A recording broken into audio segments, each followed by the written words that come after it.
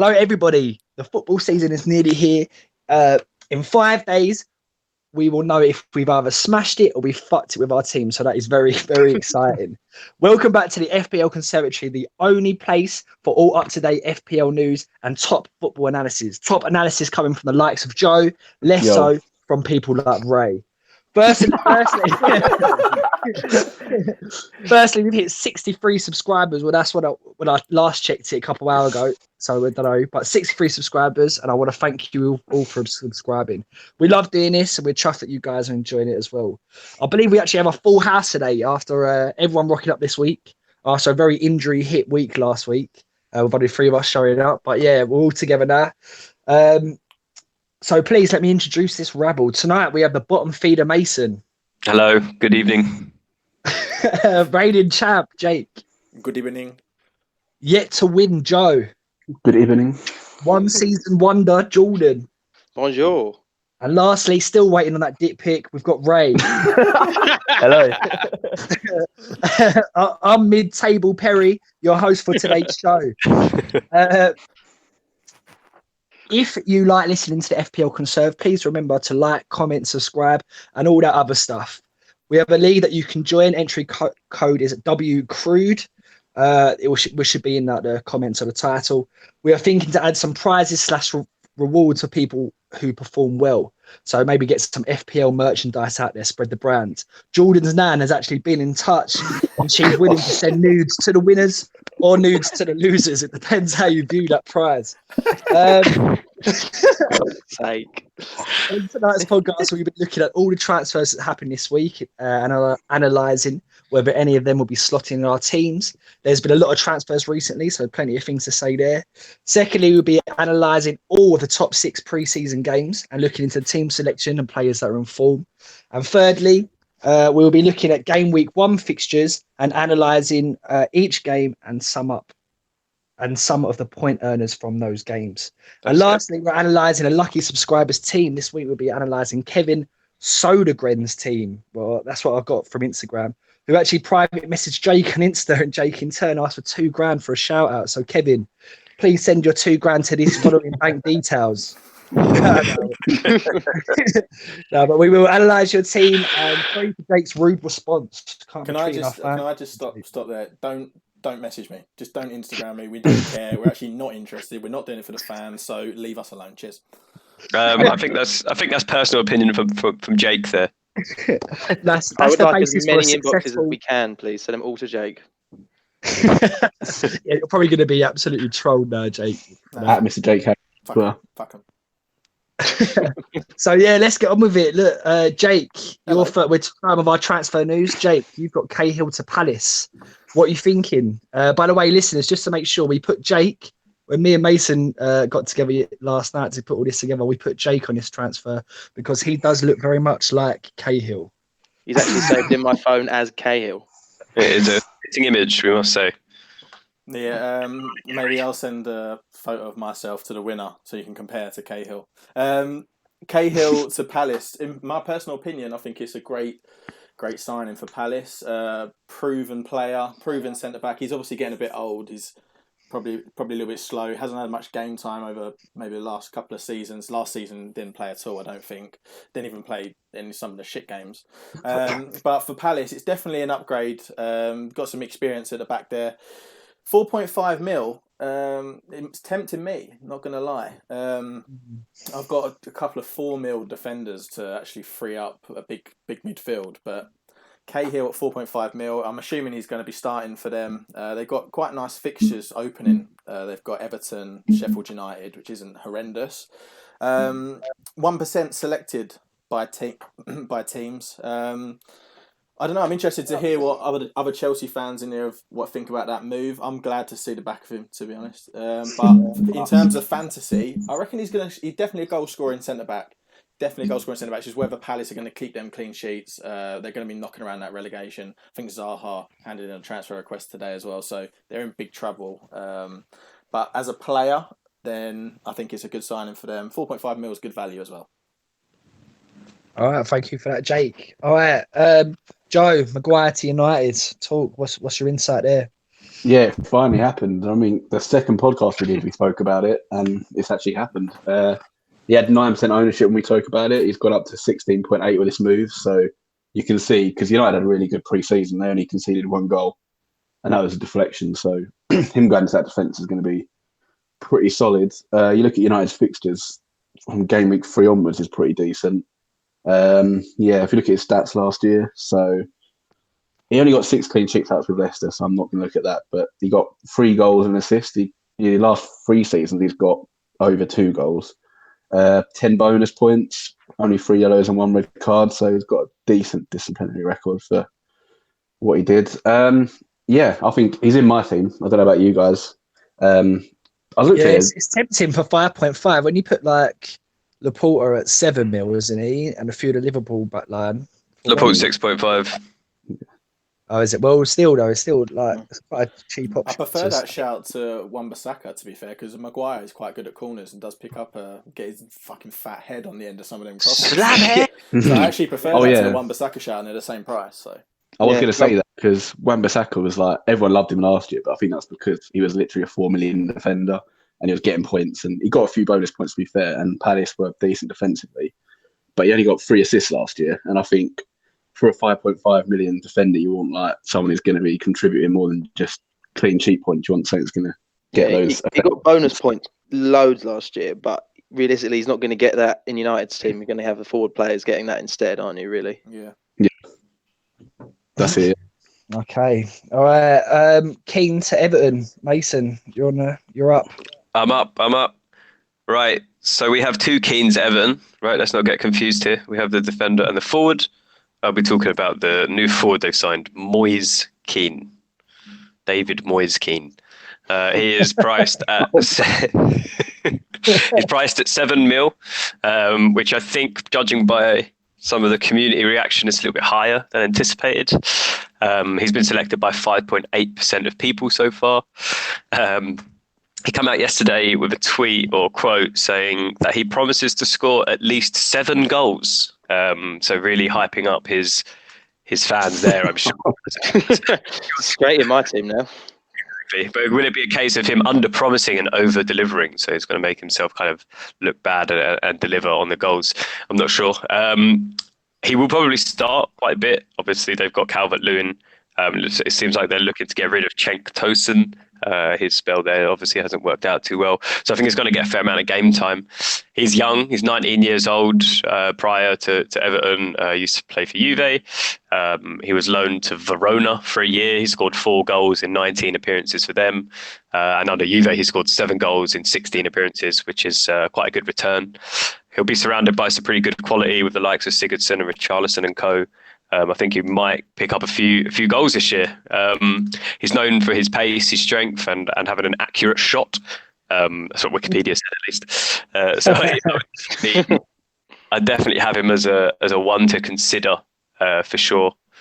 Whether he's making it into that first team at the price point that he's currently at, I think it's a wait and see for most people out there. But if I could interject and add something to that, I had Calvert-Lewin in my team, and because the Moise Keane got in, I've dropped Calvert-Lewin now. I can't have, because I've got an all-in on my starting 11 now. I can't have Calvert-Lewin there if he might not even start. So at least I need to have 11 sure players to actually start on game week 1. Otherwise, it's just a mare, isn't it? Oh shit! Let me just interject on that real quick. Keane, I don't really understand the fuss with the pricing. Like, obviously, he's not proven in the Premier League, but his goal scoring record in terms of like minutes to goals is pretty decent, and he's going to be starting. He's only 0.5 more than people like Murray, Pookie, Billy Sharp, and obviously, like you say, he's going to be surrounded by Sigurdsson, Richarlison. If they get Zaha as well, like the feed, like he's going to get on the end of some decent passing and stuff like that. So for 0.5 mil more, he looks like a much better option than some of these guys at 6.5 mil. But that's just me personally. Obviously, it's a risk and a gamble, but. It's always a risk when they're first new to the club and that, innit? To the Premiership is always a risk. Of course it is, yeah. Yeah, exactly. Yeah, I'll just finish on that then, basically. It's obviously, I think he will be good. I think I might be strongly consider him for the first wild card. But obviously he's just joined. He needs to understand the philosophy of the team and stuff. So definitely one to watch. We say that phrase a lot, one to watch, but this one is actually one to watch. Right, it's me next. I'm talking about Adam Webster, who was bought from Bristol City to Brighton for a club record £20 million fee. He's 24 years old, and he's predominantly a centre back, but he did play on some occasion for Bristol at the right back. He's worth 4.5 mil in FPL, and he's got a huge 0.1% ownership. Wonder where you go with that huge. I was talking about raised strong again. Yeah, he's gone for him. But he played every game for Bristol City in the Championship last season. We know how much of a hard league that is. So he's obviously made out of steel. So there's no injury worries with him. Now, if the Dunk deal Watched him do his ACL. Yeah, he gets snapped. But now, if the Dunk deal goes through and Dunk leaves, it seems that Webster will be likely to start in that centre back role. I mean, you don't break your transfer record for someone to sit on the bench. However, I think Brighton will struggle this season. I don't really like him because of my love for Chrissy Houghton. So I've tipped him to actually finish bottom. So Adam Webster, it's a big for me no from me. Maybe if he was 4.0 mil, I'd have a little think about him, but not 4.5 mil for a side that will surely leak goals. That's all I've got to say at Adam Webster, really. So next up we've got, hang on, let me just check my notes here. This is quality, this is. I'm looking at the wrong doc. Maporta Brighton. Yeah. Mopay. I've decided his name is. Memphis Mopay. Mopay is 6.5 mil. That's fake news. Came from Brentford. Fake news, isn't it? 6 mil in the doc. In the doc it is, but Jordan might have more up to date. Double check the facts. Double check the facts. I actually think you talk. I'm on it. Yeah, you can look at it. I'm pretty sure I changed it. It didn't change on the right one. It came from Brentford. They paid quite a lot of money for him, and he was joint second top scorer in the Championship last year. Got 25 goals, 8 assists. So it's actually pretty decent, especially when you think Brentford, not exactly a great team as well.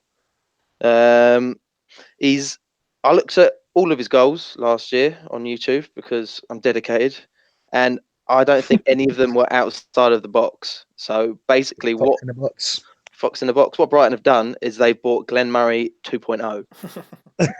I'm putting him in. They've literally just gone, what do we need? We need Glenn Murray who's not 40. I fucking love Glenn Murray. Stick him I'm starting to think he could be Glenn Murray's illegitimate love child. And I'm questioning where Glenn Murray was 23 years ago. And if he was in Paris, this is his son, basically. Slide into Morpay's mum. Yeah. 6 mil as well. 6.0. 6 mil. Same as Billy Sharp. So exactly. When you line them two up, you know who you're picking. Exactly. More pay. Anyone slotted him in? No. Nah, will not be slotting him in. Maybe a little bit through the season, but I don't see he's going to start straight away. He might come on as a sub. Where did you say he comes from? Who did they buy him from? Brentford. Were they in the Championship? Yeah. All these teams down the bottom buying Championship players, aren't they now? I know, for a lot of money as well. Championship teams. Yeah, it's true. Well, soon to.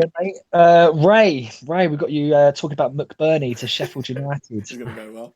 Are you ready for this? Go on, mate. It's going to be a good one. From Swansea. 6 million on. Fuck off! I've only just started. It's all pretty accurate so far. I know, it's been good. I'm sorry. Go on. Wikipedia, man. Played in Championship last year. 42 matches, 22 goals, 4 assists. But he had a little spell in the Premiership between 2016 2018. Who was that for? Swansea, 16 games and 0 goals. So yikes! I'm gonna keep it short and sweet and just say he's not going in the fantasy team. Fair. My sessions. All right. If he's not going in Rays, then Jesus Christ, it must be. All right, Joe. On that note, Pepe to Arsenal, mate. The big signing. What were we saying? Yeah, we touched him last week, didn't we? So if anyone missed it, they can listen to it last time, or I can give an overview. It's a pretty big signing by Arsenal. He's been listed as a 9.5 midfielder, so he's not gone as a forward, which makes him even more attractive. So basically, he either plays up front or he plays on the right wing, cuts in on the left. Last season, 22 goals, 11 assists. So only Mbappe did better than that. And if you want to compare it, so Hazard in his last season at Lille, he got 20 goals and 18 assists. So if he's going to have like a Hazard-like impact, he's going to have to go in the team. One thing I will say, though, is he was out obviously at the AFCON and he hasn't played for Arsenal yet, so I don't think he'll go straight in the team. So maybe wait a few weeks. He might just come off the bench and get those 30-minute cameos. He's definitely one to watch. I see he's got 6.2% ownership already.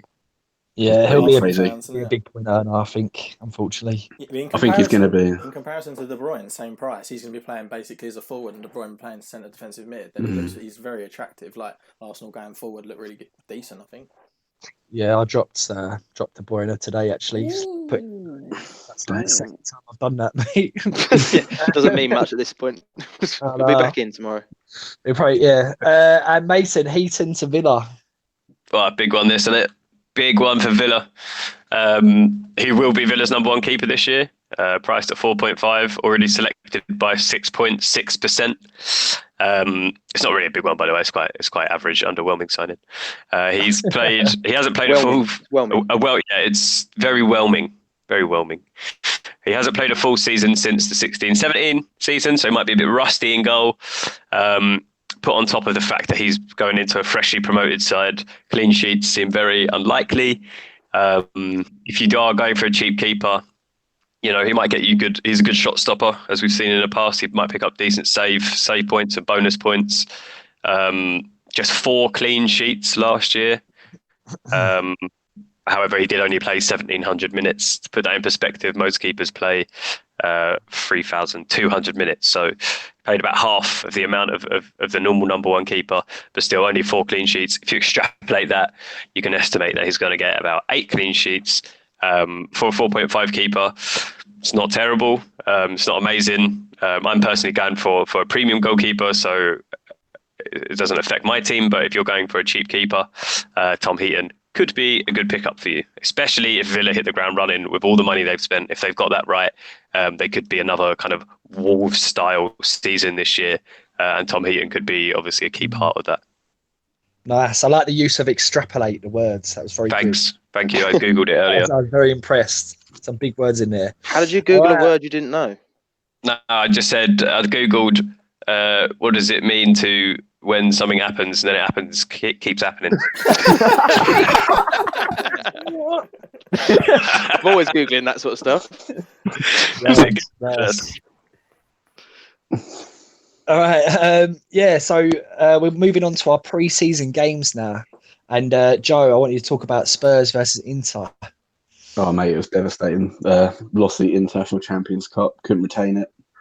1-1 draw with Inter Milan. It was the same sort of story as most of the season, where no one's playing 90 minutes, still everyone's getting a run out. The main stuff to take from this was Lucas Moura scored again. He's been in unreal form this pre-season. He's looking a snip. Lamela looked decent again for 6 million for a differential. When you think Ali's got an injury, apparently he's going to miss quite a few weeks of the season. And Son's suspended for the first 2 game weeks. Eriksen looks very likely to leave, so whoever we're bringing in, it'll take a while to get used to Poch's system. So I think Lamela and Lucas are going to get minutes. And so I'm tempted to put more in my team now. Kyle Walker-Peters played again, 5.5 mil on fantasy. But they have said that Serge Aurier is back in training, so I wouldn't know. I wouldn't say I've seen quite a few people put Kyle Walker-Peters in because obviously Trippier left, but I think Aurier, they can be heavy rotation risk, so I'd avoid them. I think that's it really for the game. Yeah, so Spurs, as a Spurs fan that's watching them every pre-season game, the only 2 that I'd be considering is Lucas Moura and Kane. Cool. Yeah, I've got Kane in my team. All right, Jake, Community Shield's got a big one, big coverage. Yep. The game was all right. It was pretty end to end. Salah had a ridiculous amount of shots. Like, he definitely should have had a hat trick and won that game for them.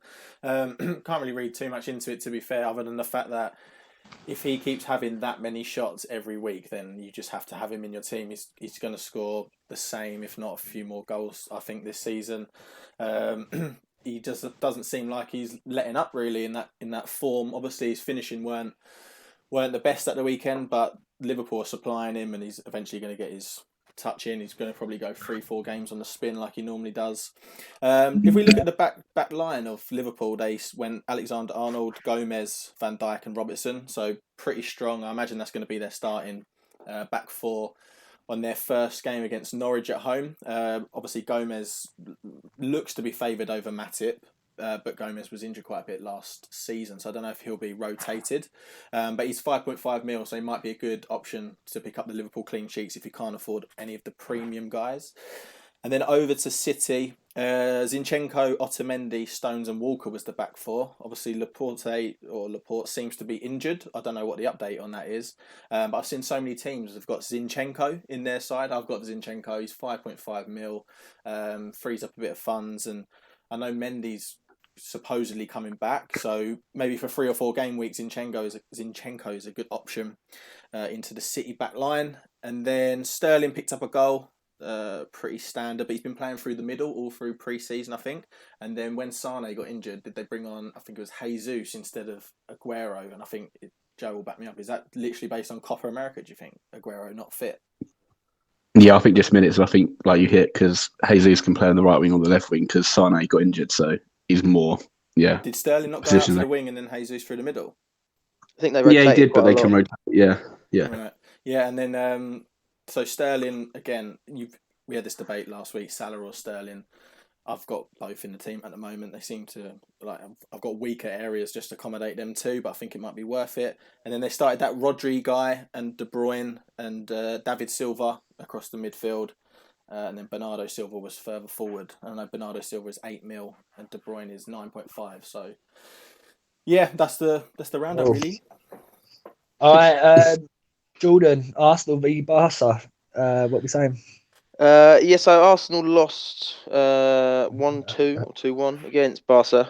Aubameyang scored, who, to be honest, is probably the only player you want to be looking at the moment in that team, seeing as Lacazette's injured and Pepe's only just joined them.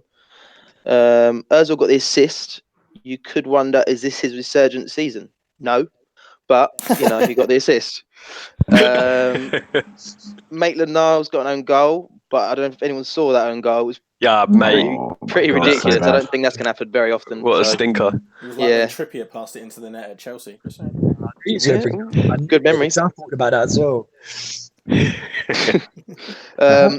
They've got a starting back four of Maitland-Niles, Chambers, Socrates and Monreal. Any of you got that?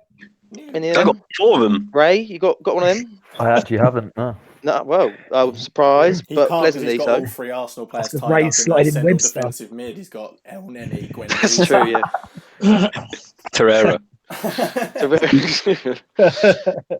And then Cabellos got injured as well, so he's going to miss. He's going to miss the first game, maybe a little bit more, because I was looking at having him in potentially, but he's gone as well. What? Sorry? Is he a defender? No, he's like centre attacking mid. Ramsey, box to box sort of midfielder. Cool. All right. But yeah, he got injured. So basically, to sum up, Aubameyang always scores, and the rest of them are a waste of space. Right, fair enough. Okay, Mason, Chelsea versus Mönchengladbach. Yes. English versus the Germans once more. We looked pretty leaky at the back. We've conceded like more than 1 goal in every pre-season match, I'm pretty sure. I think we only conceded 1 against that Japanese team, but what's that saying really? Went down 2-0 in the first half. Abraham started up top, came off for Giroud after 66 minutes. So that striker rotation still looks a bit choppy. Plus throw what's his name into the mix as well. Come on, what's the other guy? That guy. I think our starting 11 was not the starting 11 we're going to start with. We had like Mason Mount in there as well. Kovacic, I don't think will be in our starting 11. Christensen and Zuma also in there. Although one of those might actually start against United on Sunday. I think it was a bit like Spurs. There was a lot of subs as well, a lot of substitutions. Barkley came on. and scored penalty in the last minute. And he's been on penalty and free kick duty for most of the preseason when he's been on the Come on, pitch. Barkley. I'm on the Barkley. Big fan. Also, worthy note here, kind of went under the radar. Kante played for 20 minutes. Obviously been injured for some time. Not a direct FPL asset, obviously, but if he's fit, could make a huge difference to Chelsea's defence in the first few weeks. Mason Mount played the full 90 minutes, and so did Pulisic. But yeah, so to summarise, I'm confused on who to pick from Chelsea, if anyone. I have Barkley in my team because I think he's good value for money. Defence, I've just got no faith in based on the pre-season results. Striker, just have no idea who's going to play, and I don't think you're going to get good minutes to money ratio. I've seen some people with Pulisic, he'll probably be a good shout, and then obviously Pedro, Willian and stuff will be rotated. So Barkley or Pulisic, take your pick, or don't pick either, probably a better option. Cool. All right. I picked up United versus AC Milan. That's finished 2-2 with Rashford and Lingard scoring. I'll just quickly run through the start 11 that United put out. De Gea in goal, Rojo, Lindelof, Shaw, Wan-Bissaka at the back. In the middle, Matic, Pereira, McTominay, Martial, Rashford and Juan Mata were the starting players for that game. Rashford and Lingard both scored, and they went on to win on penalties.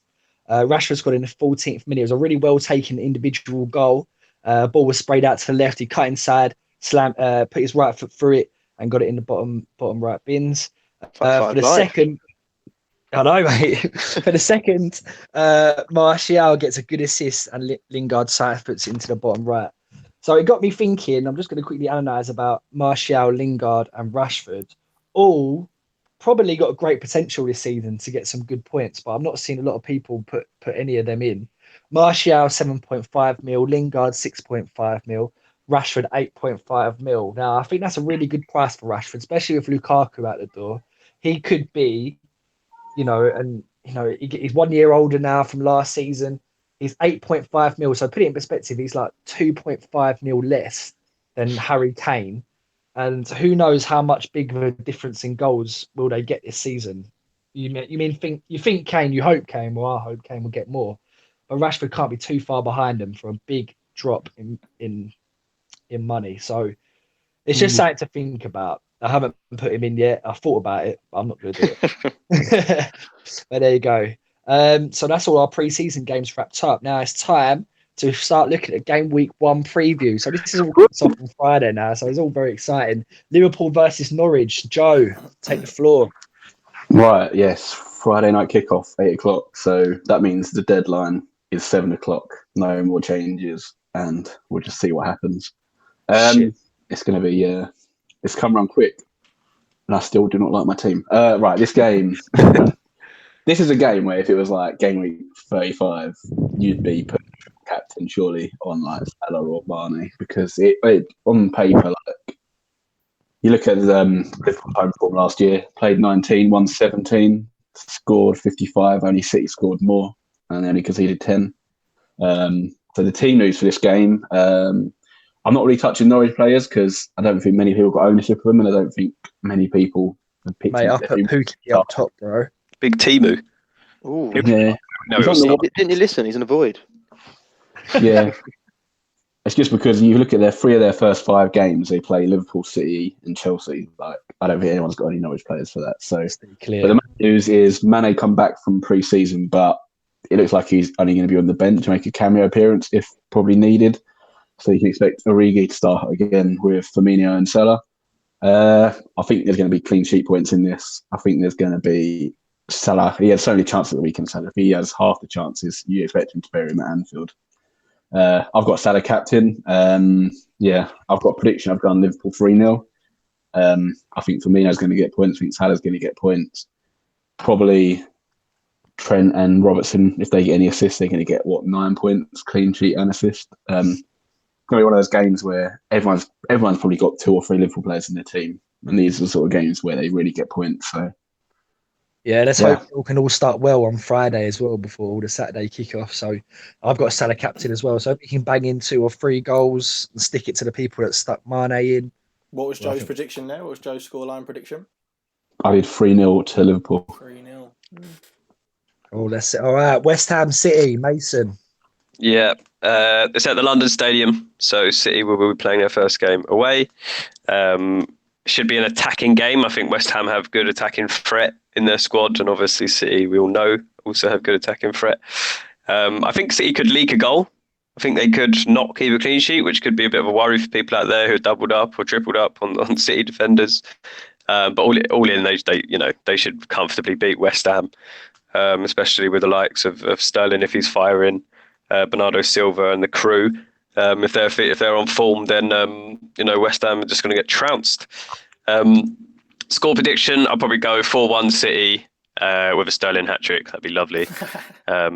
It's really hard, obviously, to think about that starting 11 for City because Pep loves to rotate so much. Fucking rotates more than a fucking merry-go-round. So yeah, I think I wouldn't pay too much attention to the starting 11 because the next fucking game is just going to change it all up anyway. So yeah, obviously I'm very salty about Pep's rotation. Should be an easy win, 4-1 City. Yeah, let's hope so. Let's hope Sterling can pitch in a few more goals. Spurs, Villa, Jake. Yeah, I've got 3 Spurs players in my team just purely on the basis of this game week 1. I definitely think that Kane's going to get a couple, 100%. I think Villa, they've bought so many players. No one knows, well, maybe Villa fans know, but no one outside of Villa will know who's starting, where they're going to be starting, who's favoured, who's not favoured, if they have any team chemistry or not. I just think that in this first game, Villa are going to absolutely flop. I think they're going to lose 3-1. Kane's going to get a couple. But in my humble opinion, I believe John McGinn will score for Villa. So if you've got John McGinn at 5.5 mil like me, you will be picking up some points. 30-yard screamer, top left, underside of the crossbar, decided by VAR. So yeah, Spurs will win it comfortably in my opinion, and the Kane is a must-have for this particular game. So that's it. You heard it first. Get Dendonka, Billy Sharp, and now what was his name? McGinn. That's it. Get him in. All right. I'm picking up United versus Chelsea. Probably the more the tasty fixture. I think Don't worry, mate. Oh yeah, fuck Jordan. I'll do my pick first. Sorry. Yeah, I think it's quite a tasty fixture. I think United will win just from that home advantage. I don't think there's much in for the two teams. Yeah, I'm going to put a prediction as 2-1. So I don't think any defenders are going to pick up too many points. I'm hoping Wan-Bissaka can assist or something like that. But I think both teams will score. So yeah, I'm going to go 2-1 United. Maybe Rashford picking up a goal. I'm really thinking about Rashford at the moment. I love thinking. Takes you away? Or... yeah, I might ring him. All right. Wait, hang on, Pels. What are the Chelsea boys thinking about that game?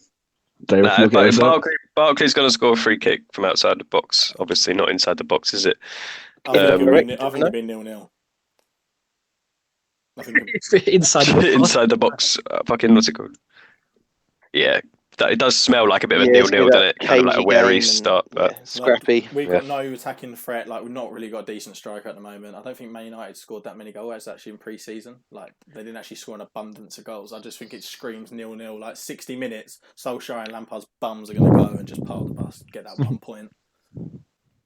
It'll be built up around the managers, in it, and how they're both ex-legends and stuff like that. So we'll see. All right, true. Jordan, Leicester v Wolves. We say it's like a bit of a differential game. It's actually probably a really important game for FPL. I think this one. Yeah, people will have a lot of Leicester and Wolves players in their teams. It is. Yeah, these obviously are going to play each other. These are players you're going to have either way. Like you're not going to look at this game and think, "Oh, I won't have him because they're going to play Wolves or play Leicester." Mm. They got Jimenez and Jota, sort of the two people that people will have. The Leicester defence probably not the most solid, especially since Maguire's left. I'm sure they've probably been planning for it, but you've got to think they're not going to be as good as they were last season, and they weren't exactly brilliant when Rodgers came in. So Jimenez and Jota could easily pick up a goal. For Leicester, you're looking at everyone's got Maddison, Perez, and Vardy are sort of the big ones. I don't really see many goals scored against Wolves. I think Wolves are going to be quite good in this game.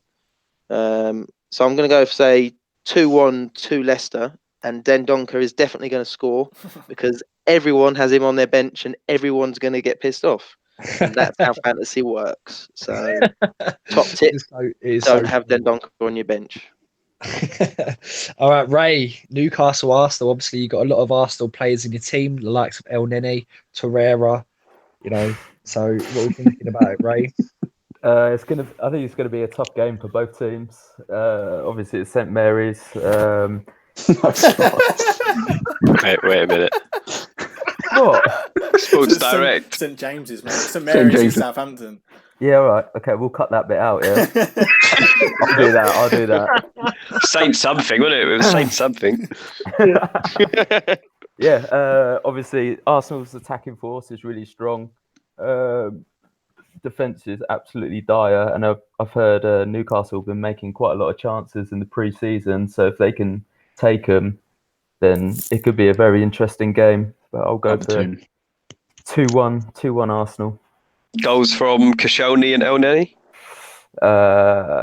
We'll go One of them. Aubameyang with 2. That would be a banger brace. Koscielny Banging on. score 2. Being at Bordeaux. All right, and then Burnley Saints. Mason. Oh no, sorry, it's Bournemouth v Sheffield. Joe. Yeah, so this is quite an interesting game, seeing how they're both going to line up. Be interesting, the Bournemouth team. I know they've got Billy and they've got that. I think so. I've got Billy. Oh mate, go on. I mean, I've got 2 Bournemouth players. I completely agree. I'm very interested. I've got 2 Bournemouth players, and I've also got the legend, which is Lundstram, on my bench. So True, let's big not be Lundstram. knocking it. Big up Lundstrom. Yeah, I've got Billy But- Sharp. Harry Wilson, 6 mil. He could take Brooks's place. He'll be quite creative, so it could be worth seeing how good he is. Bournemouth, they didn't sign a keeper, so Boric and Begovic are both in contention. They're both 4.5 mil, so if one of them gets nails down the spot, he could be a budget option. You've got to be seeing like the attacking options. So Fraser 7.5, King 6.5. I know King's in a lot of people's teams. Wilson 8 million. So you've got to be thinking against Sheffield United. They'll be fancying getting their fancy tally off the ring. So Sheffield United, they've been quite a big avoid from everyone. So they're signing people like Mousset, Morrison, Jagielka. Like if they're going to start, are they going to settle in? It's just. I don't have a lot of faith for Sheffield United, so it'll just be interesting. It'll be interesting to see if that Lundstram actually does play. Because he's 4 million defender. If he actually plays in midfield, he's definitely going to be staying in the team. Prediction 2-0 Bournemouth, I think. I can't see Sheffield United scoring. Sorry, Jake. I know Billy Sharp's your love boy, but Okay, thanks for that, Joe. Mason, Burnley v Saints. Saints obviously play at the famous St James's. St James's, yeah. Actually, who's home and away here? Is this at Turf Moor? I think it's at Turf Moor, right? It's at Turf Moor, to be fair. Turf Moor. Yeah, obviously, cracker of a match. We all know that. I mean, I'm not going to hype it up. It's already hyped up enough as it is. I think with this one. Yeah, I think like obviously, if you have any players from Burnley or Saints in your team, it's just going to be one of it from each team. I think looking at the match, FPL managers will have a keen eye on the performances of Che Adams. He's a 6.5 option up top. Seen quite a few drafts with his name in it, and he's looked pretty good pre-season. And Chris Wood for Burnley, also up top, 6.5 as well. Also been very strong in pre-season. So that 6.5 forward option is very popular in teams at the moment because of the emphasis on having a strong midfield that a lot of teams seems to have. So yeah, I think that there could be a lot of kind of early changes in that position. For example, if Josh King blanks for the first 2 games, people might rush in if Che Adams or Chris Wood get a couple goals in their games. So I think a lot of people are going to just have eyes on the attacking options in this game. Bit of kind of suicidal to have a Burnley or Southampton defender in your team. Yeah, I mean, other than that, there'll be a lot of hopefuls out there who have Pope in their team who've gone for a budget keeper. Obviously, he's a great keeper, and yeah, they'll be hoping he keeps a clean sheet here. That's all I've got to say about Burnley Saints, really. All right, thank you for that. All right, Jake, Palace v Everton. It's obviously got a little bit more sting with the whole Zaha episode. What are we saying, Jake? Yeah, I think Zaha today, well, they sent a notification out on Sky Sports News saying that he handed in a transfer request, Sky sources, so you don't know if you can actually trust that, but it seems that Everton are the only club actually in for him at the moment. Arsenal obviously turned their attention to Pepe and got a different winger. So, yeah, it looks like Zaha, if he does go, will end up at Everton. Yeah, I'm not sure if he would actually slot straight in and play against them at Palace's home ground. I mean, that would be the fucking remix from Everton if they just snapped him up deadline day and then played him the next day. In terms of Palace, they've actually only got 7 midfielders listed on fantasy if you take Zaha out, and some of them are absolutely dreadful, like Drahir, never heard of him, Maya, Schlupp, MacArthur. I mean, like, they're just shocking in midfield, and they've just picked up Gary Cahill, who has not had much game time, so I think Palace are really going to struggle this season. Everton, they've just strengthened up top. They've got Sigurdsson supplying the line. I'm not sure if Richarlison will slot in, but my prediction for this game is going to be a humiliating 3-0 to Everton away at, is it Selhurst Park? Yeah, Palace. 3-0 Everton win with a Keane coming off the bench and scoring a head on the 90th minute. Boom. Welcome to back to the Premier League, Palace, isn't it? Getting humbled 3-0 at home. All right, Kevin, it's your time. It's your time now. Did you stop skipping over me, man? Skip Jordan again. Hey, I'm trying to do the fans a favour, Jordan. Right, mate. God. Damn. Damn. Jordan, right? Watford v Brighton, mate. Take it away. Well, I mean, do you even care at this point? Fucking hell. No. No, not really. I'm going to say Pereira. Are they going to be anyone's team? Probably not. They'll probably get a clean sheet against Brighton because Brighton are pretty shit. The only player who's a bit of Damari Gray. Is it Damari Gray? It's not Damari Gray. Who's the I've Gray? got Delafeo in my team. Andre Gray. Andre Gray. Don't worry about Defoe. He's not doing anything. He's just come back from injury apparently as well, so he might miss this game. Get him out. Yeah. So yeah, I think Brighton will lose. Brighton won't score. Even though they did actually beat Valencia in their pre-season, but let's be honest, Brighton are pretty bad. Yeah. Cool. Don't put any of them in, really. That's it. All To right, be fair, they signed Welbeck today, which I think Yeah, is see quite that interesting. Wele on a free agent. Oh, Yeah. mate, they'll win the league. I mean, if he comes in like 6 minutes or something, and he gets his form back, he's worth watching. Who bought him? Brighton. Watford. He went, Joe gets his form back. When's he ever good form? Yeah, true. well, yeah. Right, about 7 years ago, half a season and a half. All right. So Kevin, it is now your turn. Sorry, Jordan. It is now Kevin's turn. Kevin sent his team in. He slid into Jake's DMs, and I'm going to read out all of his defence, and then I guess we'll all sort of just chime in. So at the goalkeeping, I'm going to say the defence first. So the goalkeeping, he's got Hugo Lloris and Button. So he hasn't gone for the two main keepers. He's got Trent Alexander, Digny, Zinchenko, Simpson, and Kelly at his defence. Now I've got down here Ray and Joe to really sort of analyse and get into this. But I'm guessing we could all sort of chime in. What do we think about these guys? What do we think about that plan? Lloris is quite an interesting one. So he's 5.5 million. He's the 5th most earned keeper in the game. So he's got a 1 in 10 ownership. He got 2 penalty saves last year, got quite a few clean sheets. He's definitely one to watch. But if you look at Spurs, like their first 4 home games are really decent. They've got Villa, Newcastle, Palace, Southampton. So you're expecting them to get probably 4 clean sheets with all due respect to the opposition. I don't know, you can never predict it, but then away we've got Leicester, Arsenal, Man City. So it's a mixed one. I think 5.5 million for the Reeses. I don't know, because you can go 0.5 more and you get Alisson or Edison. Or you look at like 5 million keepers. Fabianski's for 5 million, and he only got 2 points less than Lloris last year. So it's an interesting one. I think you either go for a budget keeper or you go for a proper premium keeper. I don't think Lloris is the way in. It's all about halfway house, isn't it? Really? Yeah. And also, what was the point you made, Joe, last week? Button was in goal, but Button's got a lot of percentage ownership, and that's a bad thing for whatever reason. I can't remember why, but I remember putting Steck. Yeah, because when people wildcard and they change their teams, the ownership's going to go down. That's annoying because Stecklenburg's now like the 6th most earned keeper, and he was like meant to be the one that's meant to be like 4 million. You won't lose Team value. People obviously listening to the podcast. People taking listening notes. to the podcast, everyone started in Stekelenburg, and then got to change it. Keep Stekelenburg in, everyone. Keep him in. He's gone for three sort of expensive. Well, sort of expensive. I'm guessing he's playing pretty back, isn't he? Because Kelly's not going to play, and that Simpsons, is that the 4 million from Bournemouth guy? Yeah. I think he's going to play. So he's playing three at the back, which, yeah, I think that's going to be quite a common choice. Yeah, I mean, a back through. Go on, pal. No, you would go. Go on. Simpson and Kelly was in my defensive line of my first ever team, but during these conversations and listening to the podcast, I've now changed them to other 4 mil. I think I've got that Lundstrom in. Lundstrom. Yeah. I think that back three is pretty solid with TAA, Digne, and Zinchenko in it. I think a lot of teams have those 3 players, me included. So yeah, solid back three. Let's hear the rest of the team. Oh, yeah, in the midfield. So I'll say the midfield lineup. He's got.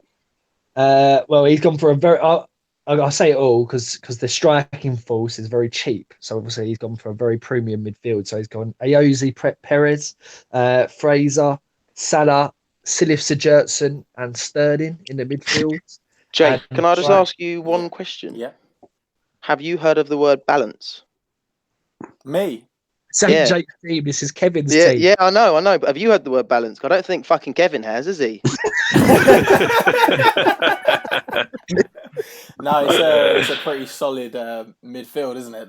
Those 5 are definitely all point scorers. Salah, Sterling, guaranteed top 2 highest scorers, I think. Perez playing up front with Vardy. Fraser's always going to get points, supplying Wilson. And Sigurdsson, yes, it's absolutely huge. But obviously we'll come on to in a minute. The strike force is pretty shit, Kevin. He's got Delafeu, King, and Greenwood up top. Greenwood is he like the only £4.5 million striker? Is that why everyone has him? Nah, it's just because Ollie kind of likes him. Yeah, Ollie kind of likes him. He'll probably get some minutes, but like, it's about it. I will say though, I have a worse front three than Kevin here. I've got King, Greenwood, and Nketiah. So talk about balance. I need some fucking balance in my team.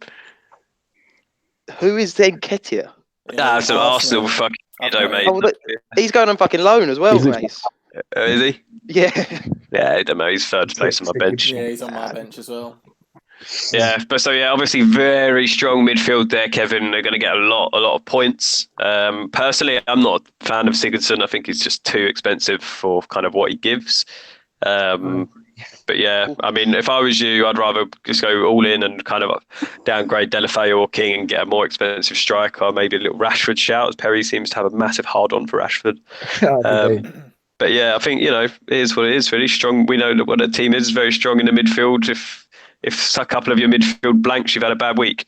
Yeah, but looking at that team, if, for example, like if some striker starts popping off and you're like, oh my God, I need to have him in. Why didn't I start with a Kane or a Aubameyang, for example? There's no way he could possibly upgrade to a proper premium striker because Sigurdsson, Fraser and Perez, even if you downgraded them, they're between 6.5 and 8 mil. So you downgrade them and you'd only free up like 1.5 mil, 2 mil. So Delafeu would then you'd then have 8.5 mil in the bank. There's no way, like as a contingency, that he'd ever be able to upgrade that premium to the strike force to a premium if it all goes tits up.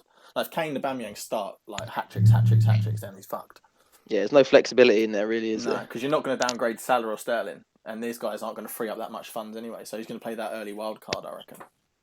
It's true. I know midfielders will get you a lot of points, but to not have one decent striker, that's why I'm sort of sticking with Kane, but I've also know I'm sticking with Kane because of I'm a Tottenham fan, so I'm trying to be like optimistic with it.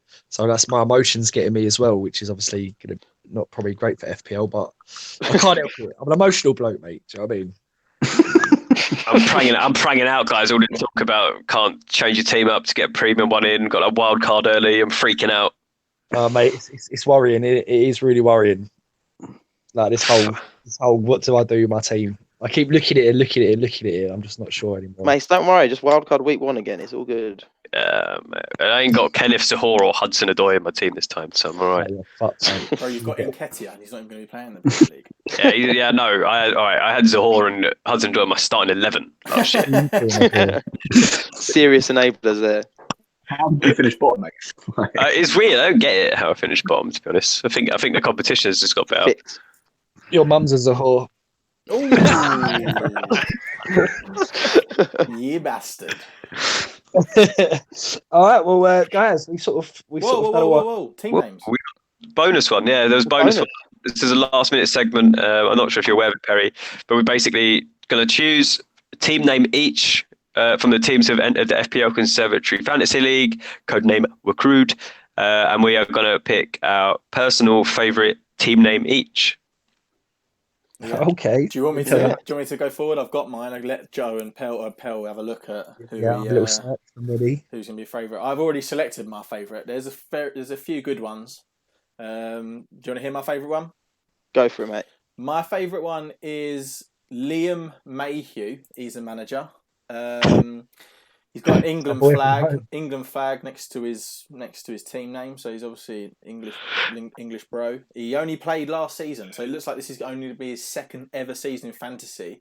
His team name is Huge Schlong FC. Just straight in there, not even pun, no nothing. No pun. My guy has a Huge Schlong FC. Bragging, wow. man, Could you repeat the name again? His name is Liam Mayhew, and he's got a Huge Schlong FC. And he's only entered 2 leagues, one of them being the FPL Conservatory, and the other one called Dead Trim. And I've just... This is odd, because I am in both of those leagues. I just opened Dead Trim, and in it is 3 managers. One of them is David Shaw, one of them's Liam Mayhew, and the other is Mason Grove. Who is Liam Mayhew? Is that your pal? Is that your pal? Yeah. Sick. What the fuck? Who is he? It's just my mate from home. Hello, Liam. I'm sure he's going to listen because he knows we do this as well. So, well, I must say, Huge Schlong FC is fucking gone down a storm. Hopefully, you win that league with Mason in it. There's only 3 of you, and Mason's bottom feeder. So yeah, well, it won't be hard. Nice. That's good.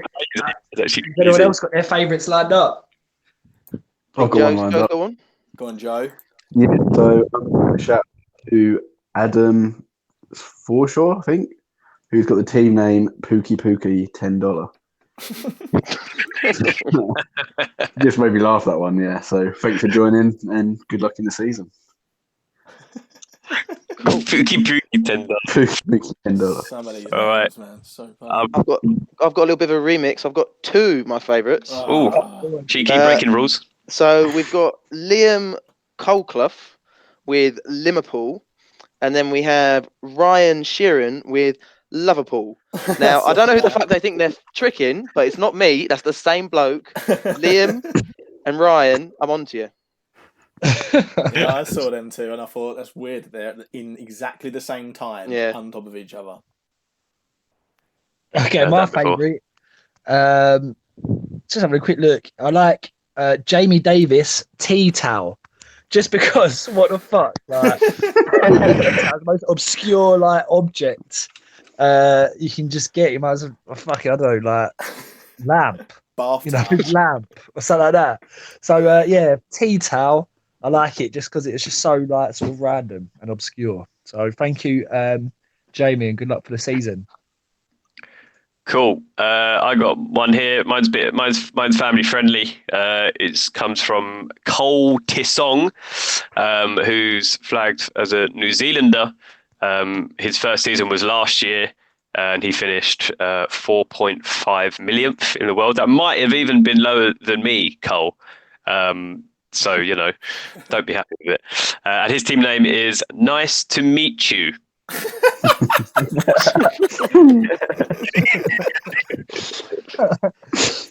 Okay, I think is it just Ray now? Yeah, I found a good one. I've got a bonus shout after Ray. Go on, Ray. David Kernahan, love the creativity. He's just gone with David.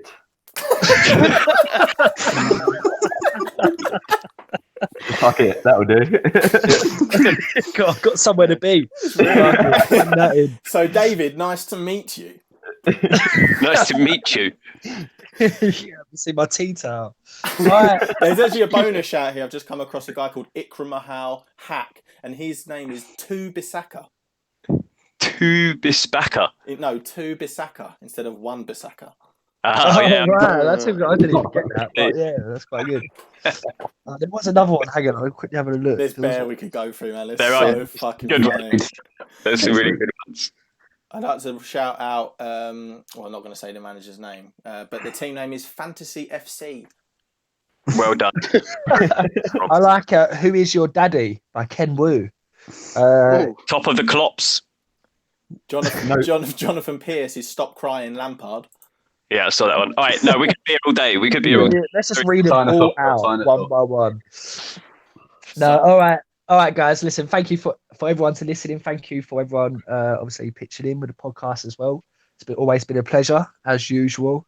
And yeah, please keep listening, keep liking, and look, the next time we get together, I think we might do our next episode. Might be a draft, sort of live pick and a draft.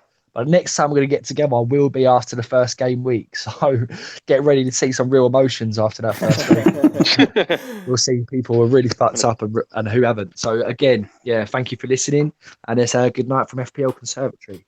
Cheers, guys. Cheers. Good night. Bye.